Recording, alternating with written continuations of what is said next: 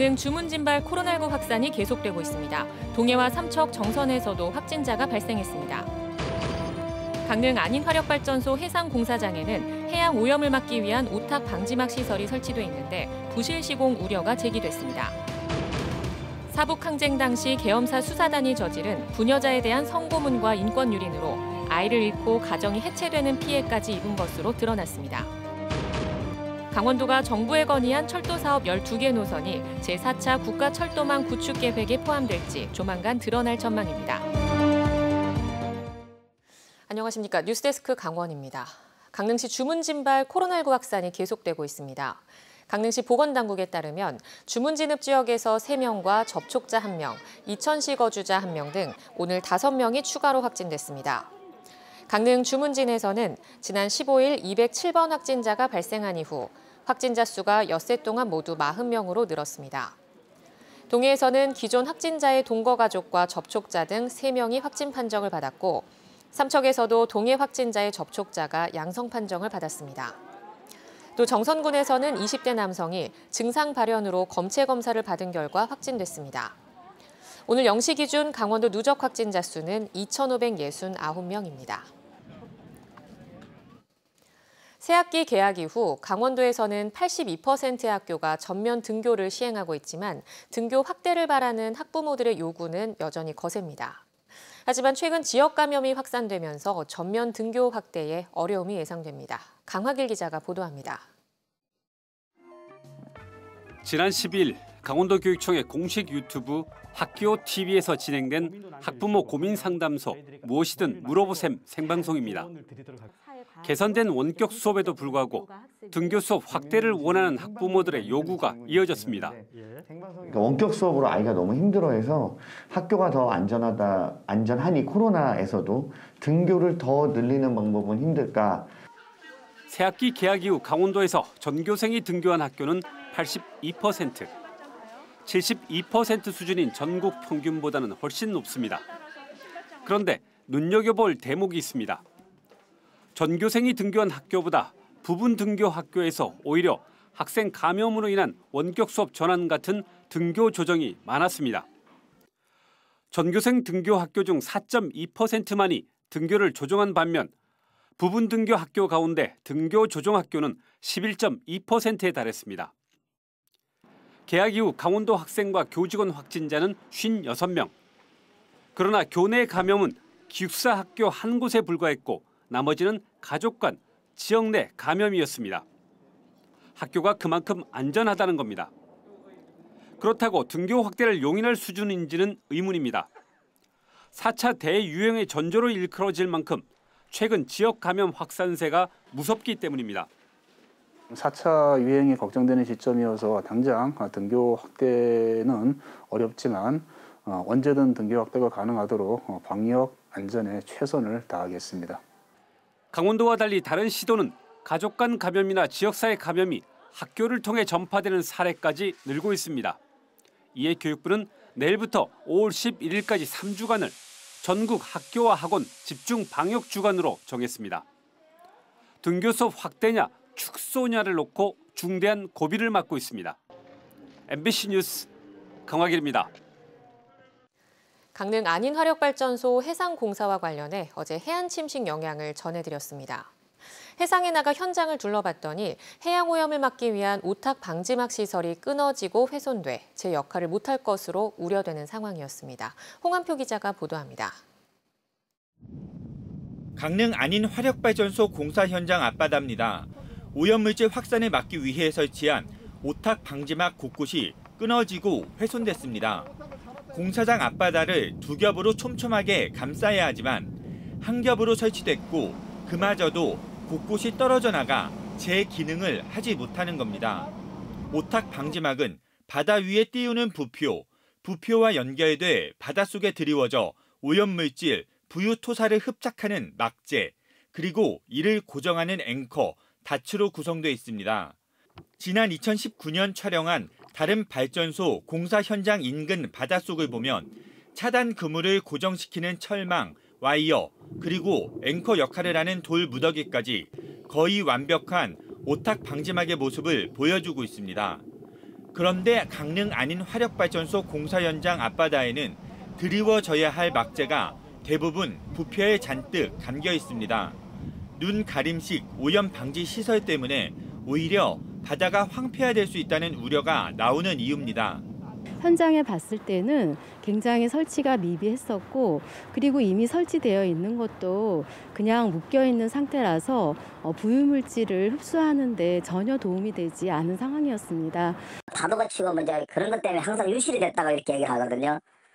처음부터 그걸 다 안 쳤을 뿐더러 유실이 되면 그걸 보강을 해야 되지 않습니까? 시공사 측은 현재 부유 토사를 발생시키는 공사는 하지 않고 있어 오염 발생 우려가 적고 오탁 방지막은 인허가 내용에 따라 설치하고 있고 최근 고파랑으로 손상됐지만 일부 구간을 보수 중이라고 밝혔습니다. 강릉시 의회 민주당 의원들은 업체, 주민, 강릉시 등의 다자 테이블을 구성해 문제 해결에 나서는 한편 강릉시와 산업통상자원부, 해양수산부 등의 대책 마련을 촉구하기로 했습니다. 우리가 지속적으로 관련 부서하고 또 중앙부처를 오고 가면서 이 문제가 주민의 피해가 없도록 지속적으로 노력해야 된다고 봅니다. 해안 침식에 이어 부실한 오탁 방지막까지 강릉 안인 화력발전소 해상 공사를 둘러싼 논란이 거센 파도처럼 일고 있는 가운데 발전소 공사는 현재 70%가량 진행되고 있습니다. MBC 뉴스 홍한표입니다. 사북 항쟁이 수습되는 과정에서 성고문 피해를 입은 광부 아내들의 실제 증언을 어제 보도해드렸습니다. 당시 계엄사 수사단은 부녀자들을 잔혹하게 성고문하고 인권을 유린했는데요. 일부 부녀자는 모진 고초를 겪은 뒤 후유증으로 아이를 잃고 가정과 이웃으로부터 외면당하기도 했습니다. 조규환 기자입니다. 1980년 사북 항쟁이 끝나고 얼마 지나지 않아 계엄사 수사단은 한밤중에 광부 사택으로 들이닥쳤습니다. 광부들은 가족들 앞에서 속수무책으로 끌려갔고 부녀자들도 예외는 아니었습니다. 30, 40대의 부녀자들은 상상하기 힘든 끔찍한 일을 겪어야 했습니다. 곤봉 때려가지고 음부 쪽을 그냥 팍 때리니 밤으로 그냥 부어가지고 막 시키기만 하지. 저통을 얼마나 비틀었는지 저통도 그냥 얼근. 당시 수사단에 끌려간 부녀자는 대략 40~50명, 상당수가 비슷한 성고문 피해를 당했습니다. 심지어 부녀자들은 생리조차 제대로 할 수 없었습니다. 그 생이가 그냥 그 바닥만 입은 대로 찌찌찌찌 나오는데 피가 찌찌찌 나는 끌려나갔다 끌려들어왔다 이랬는데 그 주제가 좀 생이도 하고. 무자비한 폭행에다 성고문까지 온갖 수모를 참아냈지만 고통은 여기서 끝나지 않았습니다. 일부 부녀자들은 옥살이를 해야 했고 이 중에는 임산부도 있었는데 결국 후유증으로 아이까지 잃고 말았습니다. 18개월인가인지 한 2달만 있으면 나을 텐데 근데 충격을 받아가지고 애가 크지를 못했어. 아니 뭐해? 그게 나와가지고 하루 삐약거리더니 없어져 버리더라고. 여기에다 오랜 시간 고초를 함께 당한 가정도 평온하기 힘들었습니다. 부부 사이는 점점 멀어져 갔고 가정에서조차 버림받을까 봐 불안한 일상을 보냈습니다. 참 처음에 들어가니 뭘 안 해주면 내 중에 참 이래 뭐하고 나니 참 남남이 되더라고. 남편한테 대우를 못 받고 인정을 못 받으니. 이들은 국가를 상대로 난동을 부린 폭도라는 오명을 쓰고 이웃의 눈치를 봐야 했습니다. 몇몇 가정은 생계터전을 벌이고 광산촌을 아예 떠났습니다. 사북 사건의 상처는 심하고요. 왜 이렇게 됐는가 가만히 생각해 보면 그분들이 40년 동안 응어리졌던 마음을 아무도 풀어주지 않았다는 겁니다. 40년이 지난 지금도 사북항쟁 피해자 가족들은 국민을 보호해야 할 국가가 왜 인면수심의 만행을 저지르고 사과하지 않는지 묻고 있습니다. MBC 뉴스 조규환입니다.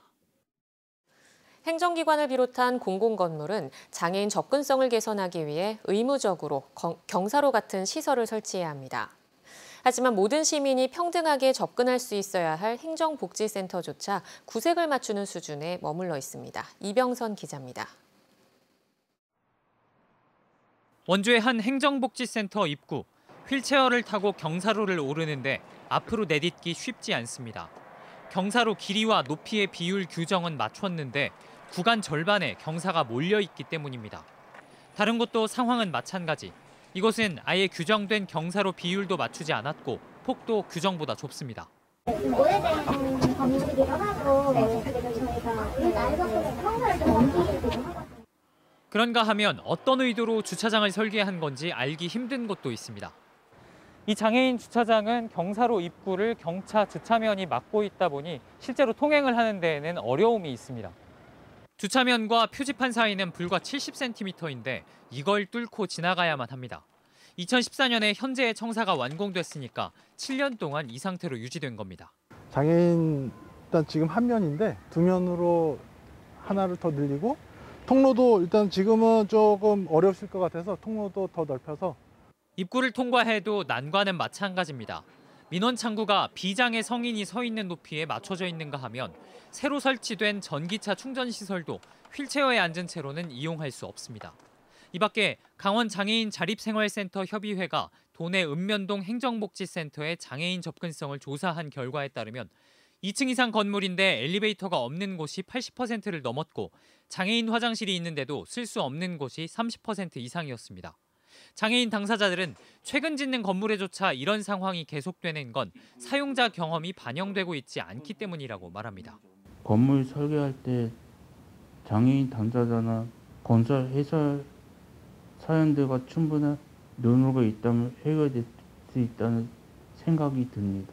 휠체어 장애인은 이동마저 자유롭지 않은 현실에 좌절해 김순석 씨가 목숨을 끊은 지 어느덧 37년. 하지만 공공기관조차 여전히 장애인 편의시설은 구색을 맞추는 수준에 머물러 있습니다. MBC 뉴스 이병선입니다.